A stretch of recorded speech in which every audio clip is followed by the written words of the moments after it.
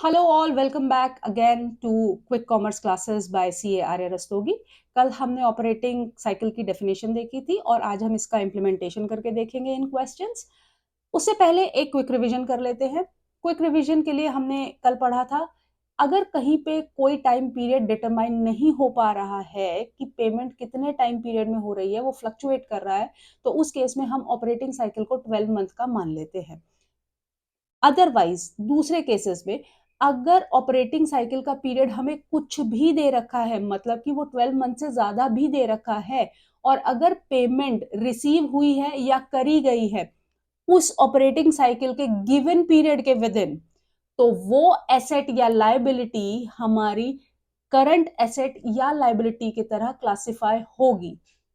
In simple words, as a trick we can remember it, 12 months or operating cycle period given, whichever is higher will classify that asset or liability as current asset or liability।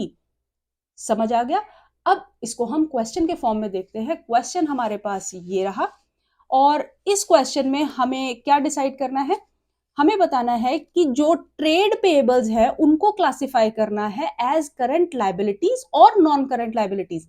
अब आप लोगों ने सब ने जब class 11th पढ़ी होगी तो हम नन्हे मुन्ने बच्चों की तरह क्या याद करते थे कि ट्रेड पेएबल है, करंट लायबिलिटीज में डाल के छोड़ दो छुट्टी। बट नहीं, क्योंकि अब आप बड़े बच्चे बन गए हैं तो अब आप लोगों को यह पता होना चाहिए कि trade payable can also be a part of non current liability. So let's learn it how.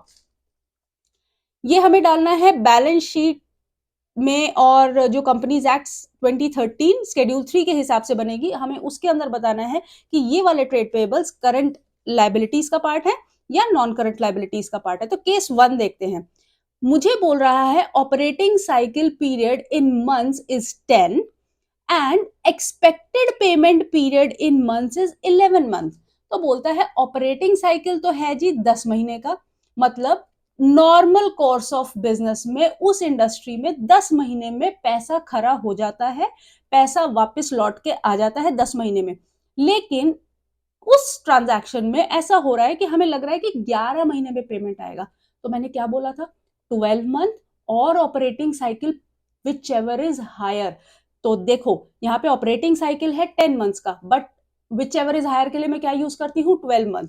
तो हम यहाँ पे लिखेंगे 12 month और operating cycle whichever is higher. तो यहां पे 12 मंथ हायर है, एक्सपेक्टेड पेमेंट 11 महीने में हो रही है, 12 महीने से तो कम का पीरियड है, तो इसीलिए ये हमारा क्लासिफाई हो जाएगा एज करंट लायबिलिटी। ठीक है, अब हम केस नंबर 2 देखते हैं। केस नंबर 2 बोलता है कि ऑपरेटिंग साइकिल तो है 10 महीने का, मतलब इंडस्ट्री में 10 महीने के अंदर आमतौर पर पैसा वापस आ जाता है, लेकिन हमारे इस स्पेसिफिक ट्रांजैक्शन के केस में पैसा आने में कितना टाइम लग रहा है? 12 महीने। तो इसका मतलब 12 मंथ और operating cycle whichever is higher, तो 12 महीने के अंदर आ रहा है, तो again this is also be counted as current liability. Case number third, third case बोल रहा है ऑपरेटिंग साइकिल तो है 10 महीने का, मतलब अगेन इंडस्ट्री में नॉर्मल स्टैंडर्ड के हिसाब से 10 महीने में वो पैसा लौट के वापस आ जाता है, लेकिन हमारे इस ट्रांजैक्शन के केस में पैसा आ रहा है 13 महीने। 13 महीने में पैसा लौट के आएगा।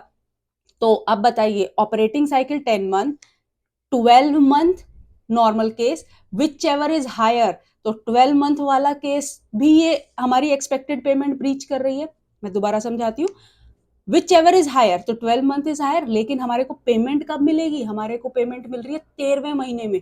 इसका मतलब 12 वाला पीरियड भी क्रॉस हो गया है। तो नॉर्मल सिनेरियो हो चाहे ऑपरेटिंग साइकिल हो, दोनों क्रॉस कर दिया, तो ये क्या बन गया हमारा? ये बनता है हमारा non current liability. Next case देखते हैं। ऑपरेटिंग साइकिल इज 14 मंथ्स, बहुत सारा टाइम है, और expected payment period is 13 months. तो अब एक बात बताइए, 12 मंथ और operating cycle whichever is higher, which is higher? 14 months. 14 months मेरा ऑपरेटिंग साइकिल पीरियड है, और मेरी पेमेंट कितने टाइम में वापस आ रही है? अरे 13 महीने में आ जाएगी ना। इसका मतलब ये क्या हो गया? ये हो गया करंट लायबिलिटी। नेक्स्ट केस देखते हैं, केस नंबर 5।